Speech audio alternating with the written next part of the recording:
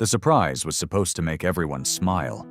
Singer-songwriter Maya Lopez had just finished performing her hit song, Dreams Come True, when Ellen announced that they were bringing up someone very special from the audience, 12-year-old Emma Rodriguez, whose mother worked 3 jobs and had never been able to afford concert tickets. But when Emma walked onto the stage, Ellen immediately noticed something wasn't right. The girl wasn't walking with the excitement of a young fan meeting her idol. She was walking like someone carrying the weight of the world on her small shoulders. And when Emma whispered 9 words that would stop the music and change everything, Ellen realized that some surprises reveal truths too big for television to contain. The Warner Brothers studio was buzzing with infectious energy that came from live music and genuine talent. Maya Lopez, the 28-year-old singer whose breakthrough album had dominated charts for 6 months, had just delivered a performance that left the audience breathless. Her song, Dreams Come True, had become an anthem for working families, a reminder that persistence and hope could overcome any obstacle. Ellen was practically glowing as she returned to center stage after Maya's performance. "Maya, that was absolutely beautiful. Your music has such a special way of speaking to people who are working hard to build better lives for their families." Maya smiled warmly, still holding her acoustic guitar. "Thank you, Ellen. That song was inspired by my own mother, who cleaned office buildings at night so I could take music lessons during the day. I wrote it for every parent who sacrifices their own dreams so their children can pursue theirs." "Speaking of hard-working parents," Ellen said with her signature mischievous grin, "we have someone very special in our audience today. Emma Rodriguez, where are you?" The cameras found Emma in the 3rd row, and Ellen's experienced eye immediately picked up on subtle details that concerned her. Emma was impeccably dressed in what was clearly her best outfit, a navy blue dress that looked like it had been carefully saved for special occasions. But her posture was tense, and she was clutching a small backpack against her chest, like it contained something precious.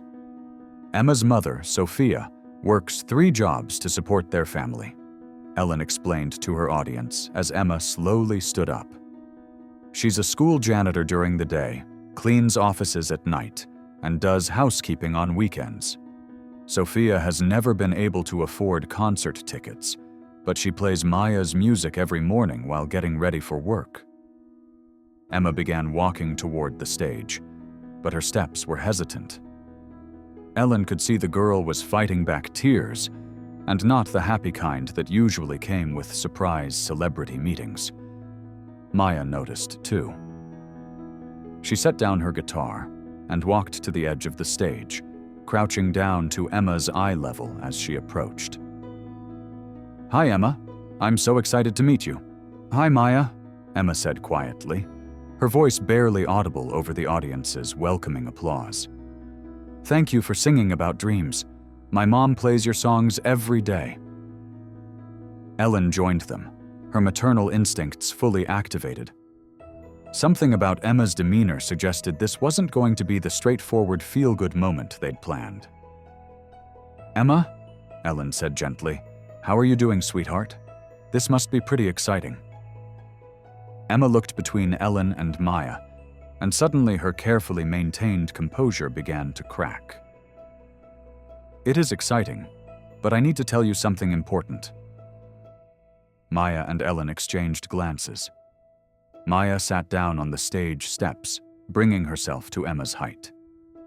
"What is it, honey? You can tell us anything." Emma opened her small backpack and pulled out a mason jar filled with coins, crumpled dollar bills, and loose change. Her hands were shaking as she held it out toward Maya. "This is 120,000, Emma said, tears beginning to flow. "I've been saving it for 8 months. I was going to buy my mom tickets to see you perform, but then I found out she's been skipping meals so I can eat lunch at school." The studio fell completely silent. Ellen felt her heart break as she realized what was happening. Emma continued, her young voice carrying weight that no 12-year-old should bear. I counted all our bills last week when Mom was at work. We owe $340 for rent and $89 for electricity, and Mom only made $285 last week, even working all 3 jobs." Maya's eyes filled with tears as she looked at this child trying to shoulder adult responsibilities. "I thought maybe if I gave you this money," Emma said, offering the jar to Maya, "you could help me figure out how to help my mom. She thinks I don't know how scared she is, but I hear her crying at night when she thinks I'm asleep." Ellen made a decision that would transform this moment from entertainment into something much more profound. "Stop everything," she called to her production team. "Cut the music, hold the cameras." The studio atmosphere shifted immediately. This was no longer a show. It was a family in crisis, and Ellen was going to address it with the gravity it deserved. Ellen sat down on the studio floor next to Emma, not caring about her elegant cream-colored blazer or the cameras that were still rolling. "Emma, honey, tell me more about what's been happening at home." Emma wiped her nose with the back of her hand. "Mom tries to hide it, but I know we're in trouble. She gave up our internet so we could keep the lights on. She sold her car and takes 3 buses to get between her jobs. She hasn't bought new clothes in over a year." Maya moved closer, her face showing deep concern. "Emma, how long has this been going on?" "Since my dad left 2 years ago," Emma explained, with the matter-of-fact tone children use when discussing trauma they've been forced to accept. "He was supposed to send money to help, but he moved to another state and changed his phone number. Mom filed papers with a lawyer, but she can't afford to pay him to actually do anything." Ellen felt anger rising in her chest, but she focused on Emma's immediate needs. "Sweetheart, have you been able to talk to anyone about this? A teacher, a counselor, anyone?" Emma shook her head. "Mom made me promise not to tell anyone because she's scared someone will say she can't take care of me and try to take me away. But I'm scared too, and I don't know how to help her." Maya reached for Emma's hands, mason jar and all. "Emma, you've been carrying this worry all by yourself?" "I tried to get a job, but nobody will hire a 12-year-old, Emma said, fresh tears flowing. "I've been collecting bottles and cans from around the neighborhood, but it takes forever to make even a few dollars." Ellen stood up and addressed her entire studio. "Ladies and gentlemen, we're witnessing something that happens in families across America every day. Emma is a child who loves her mother so much that she's trying to solve adult problems with the limited resources available to her." She turned to Maya. "Maya, your music is about dreams coming true. What do you think Emma's dream is right now?" Maya looked directly at Emma.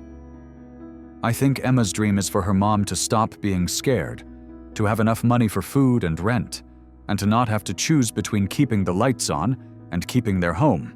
Emma nodded vigorously. "I just want my mom to smile again. She used to sing while she cooked dinner, but now she's always too tired and worried." Ellen felt this was the moment to act. "Emma, I want you to keep your $127. You've earned that money through hard work and sacrifice, and it represents your love for your mother. But your family's financial crisis isn't something you should have to solve." She walked over to her producer and whispered something, then returned to Emma and Maya. "Emma, the Ellen Show has a fund specifically designed to help families exactly like yours. We're going to pay your rent for the next 6 months and cover your utilities.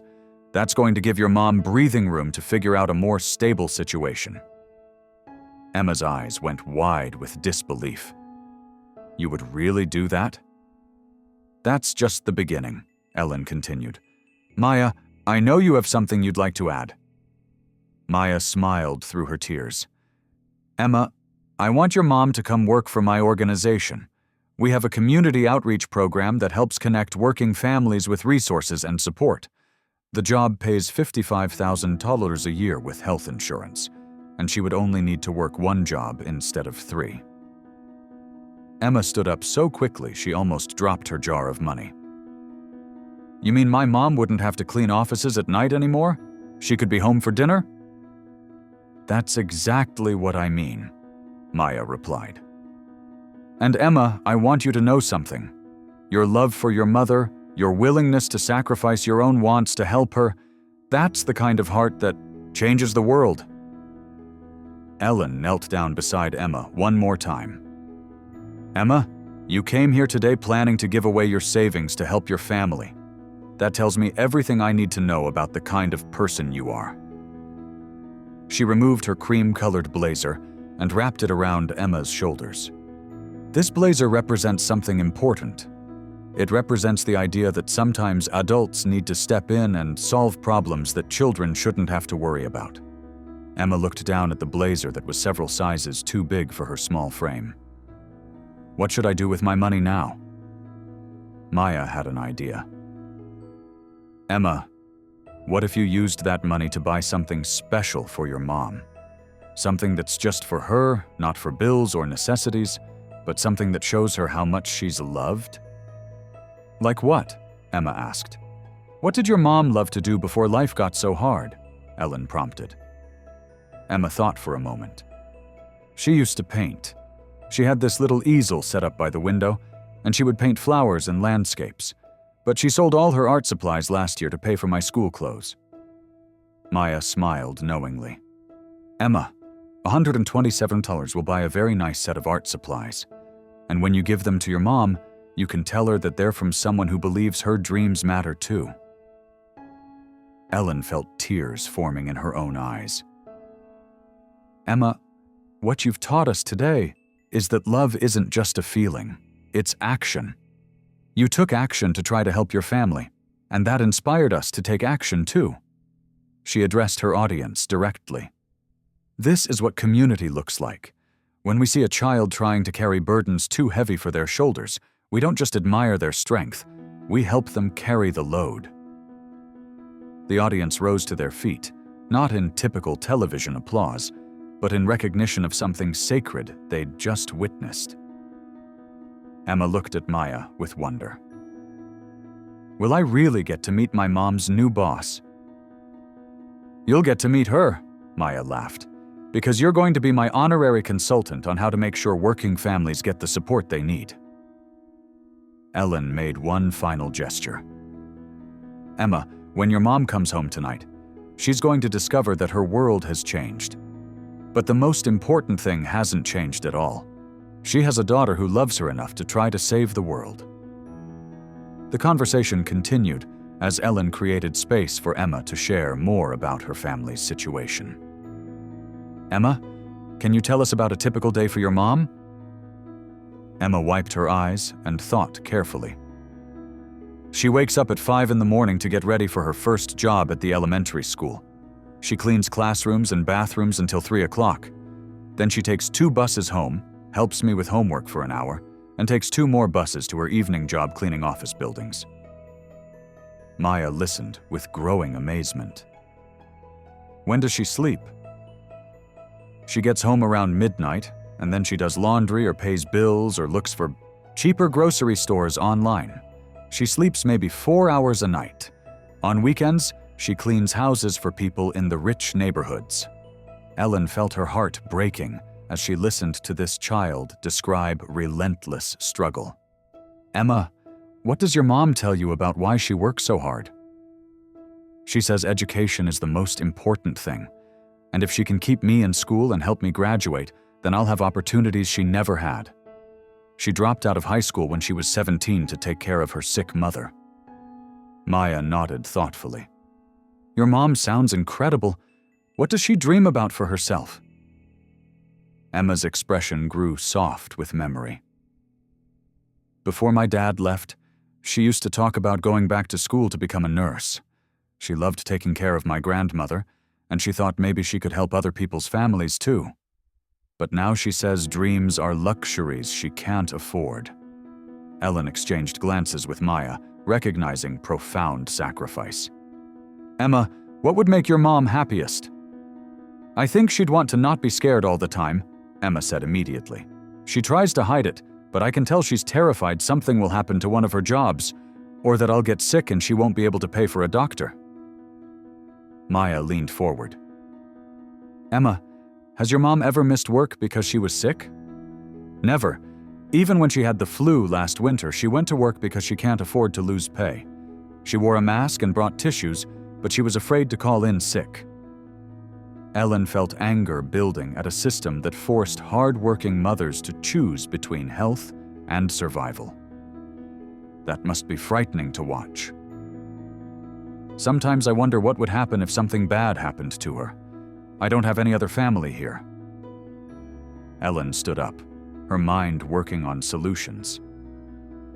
Emma, if you could change 3 things about your mom's life, what would they be? Emma considered this seriously. I'd want her to only work 1 job so she could sleep more. I'd want her to have enough money that she doesn't cry when she pays bills.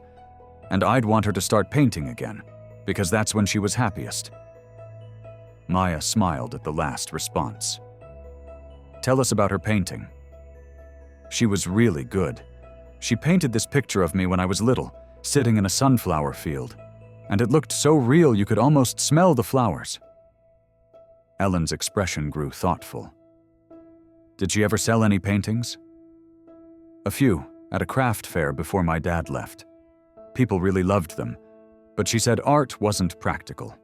When times got hard, she sold all her supplies to buy groceries. Maya had an idea. Emma, what if your mom could use her artistic talents as part of her new job? We have a newsletter and social media that could use original artwork. Emma's eyes widened. You mean she could get paid to paint? Use her creativity to help tell stories about families we work with. Sometimes a picture really is worth 1,000 words. Ellen felt inspired. Emma, how did you manage to save $127? Emma looked embarrassed. I started doing extra chores for neighbors, taking out trash, watering plants, walking dogs. Mrs. Henderson next door pays me $3 to organize her medicine cabinet every week. Maya looked concerned. Emma, you've been working to help support your family? I wanted to help, and it was the only way I could think of to make money appear.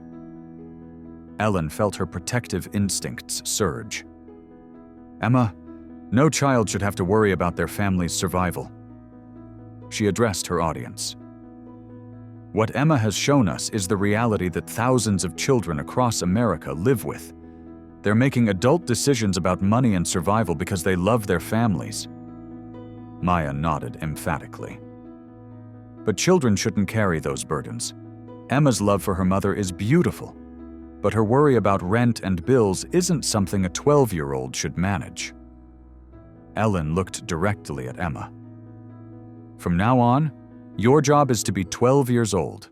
Your job is to focus on school, to play, to dream about your own future.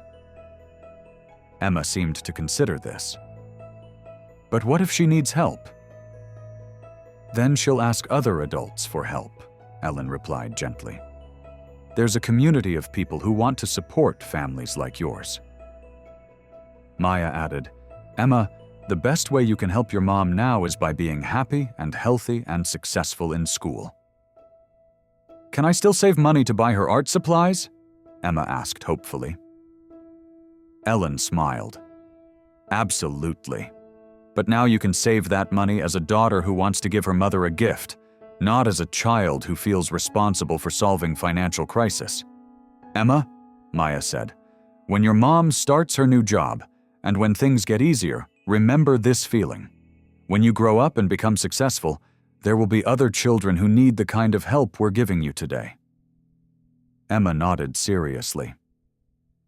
I want to help other kids who worry about their moms.